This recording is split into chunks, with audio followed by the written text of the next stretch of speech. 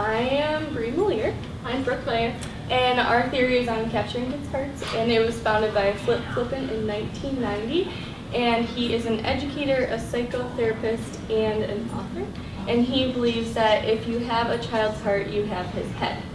And if we click, maybe, there. On him, it's going to take us to the Flippen Group website.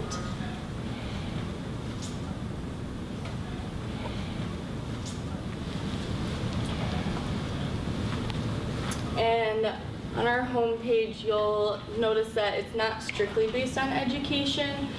The Flippen Group it focuses on organizational and personal growth in education, businesses, government, families, and individuals.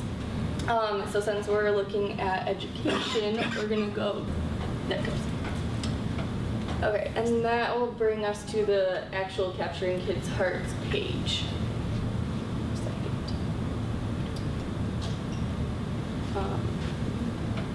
And then on this page, you'll find the introductory video, and it just tells you the background of what they stand for. And then if you keep scrolling down, it talks about their solutions. And each of the boxes, there's quite a bit of them, and each box represents a training session that talks about each step of the Capturing Kids' Hearts process. So if we click on the first one, it just talks about at the session what the outcomes will be and the approach that they'll take to talk to you about it. So the website's mainly promoting classes to take to learn about how to go through the process.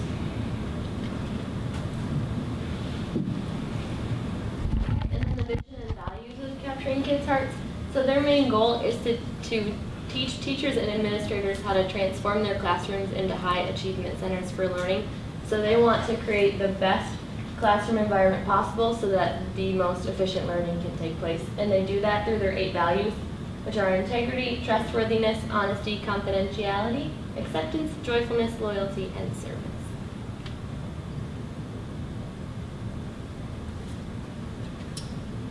And then in a moment, I'll have each of you come up and fill in the blanks to our paragraph. And as we fill them in, we'll notice that the paragraph actually represents the end goal of the Capturing Kids' Hearts process, and what your classroom will look like in the end. So right now it reads, blank trained in our process, create a blank where students take blank for their emotions, words, and actions, and become partners in resolving blank. Then, without blank distractions, teachers blank students who would otherwise be blank to blank on the lesson. So can I have Brandon start off and count 1 through 4?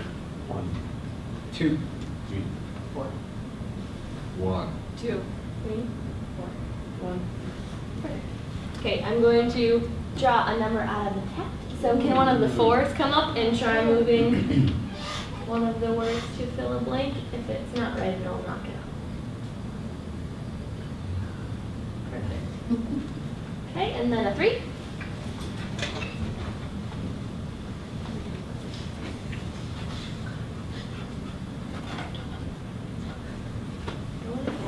One.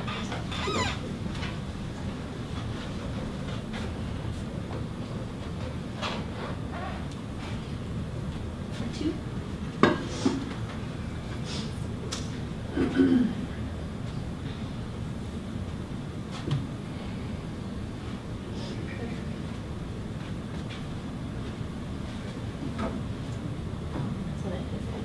So Brandon, why don't you come for another one?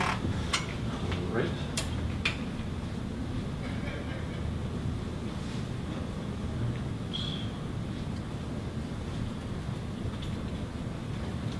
Can I get it down there?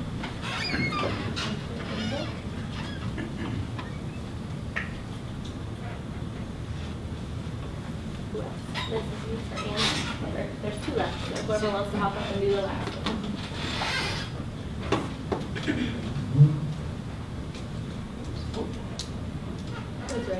Must not have gotten in there.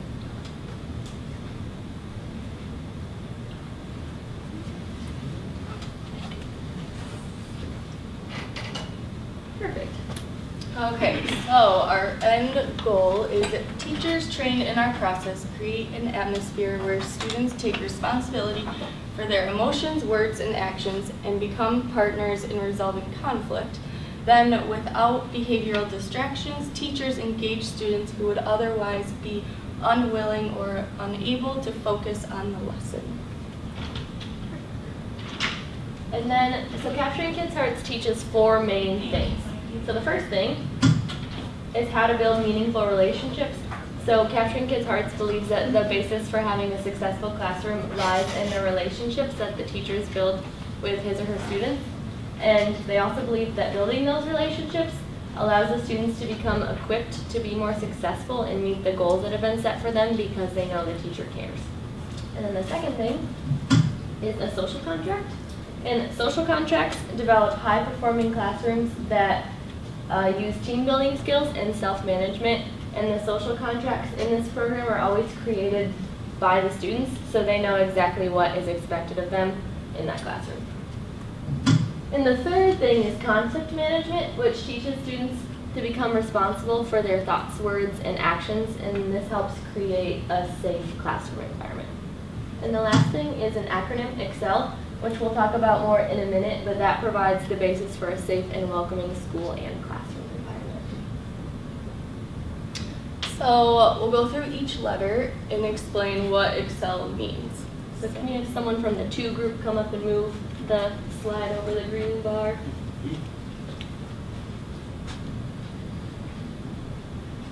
Good.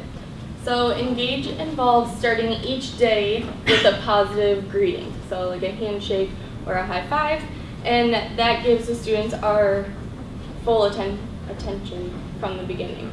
And it also prepares the students to be involved with us in the learning process. We have a 3 come up and move the X, the blue bar.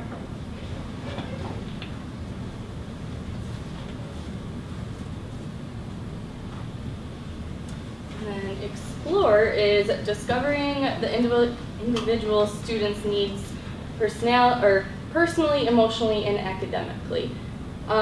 So teachers are kind of like counselors, and we need to know what each student's needs are in order for an effective learning to take place. We have a 1, move the C.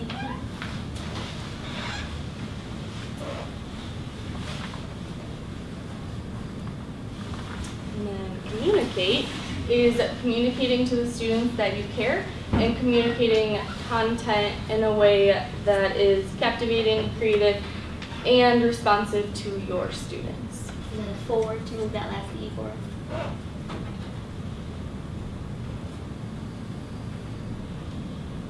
Right. Empower occurs when the students gain the ability to use what they have been taught. So creating an atmosphere where trust has been established and students feel free to fail helps them to feel empowered because they have experienced encouragement and support. Can we have another 1 come up and move the last L for us?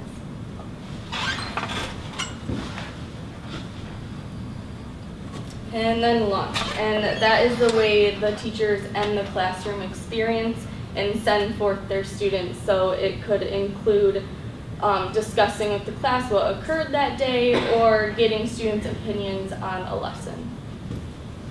Right. Our last activity for you to participate in is a social contract activity. So when you're creating a social contract with your students, you really want to discuss and stress that all of the rules they should come up with should be written in a positive way. So, for example, if a student says, oh, I think we should have a rule that's no running in the classroom, you want to redirect it to more of a, let's say, always use your walking feet. This is sort of like Andrea and Josh's presentation. So if we could have all the ones come up at a time and everyone can move 1 or 2 words, whether they think that's written in a positive way or a negative way. Some people will have to move more than 1.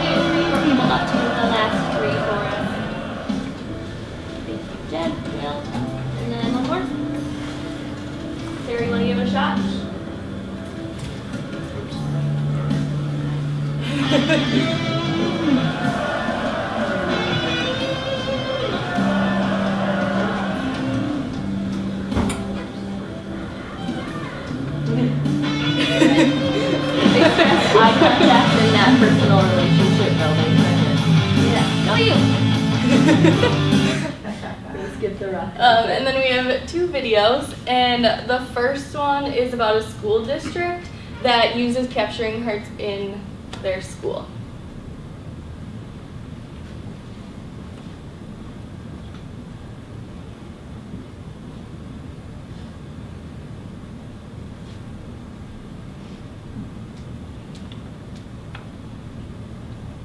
Capturing kids' hearts has allowed for us to have a standard set of expectations to hold not only our students but to hold each other accountable. The Capturing Kids' Hearts has allowed us to change the culture so that it is one of accountability, respect, dignity, that students know and understand what they're going to be responsible for. Well, the focus on Capturing Kids' Hearts is that you can't really start to focus on the academics until you've built a trusting relationship with your students.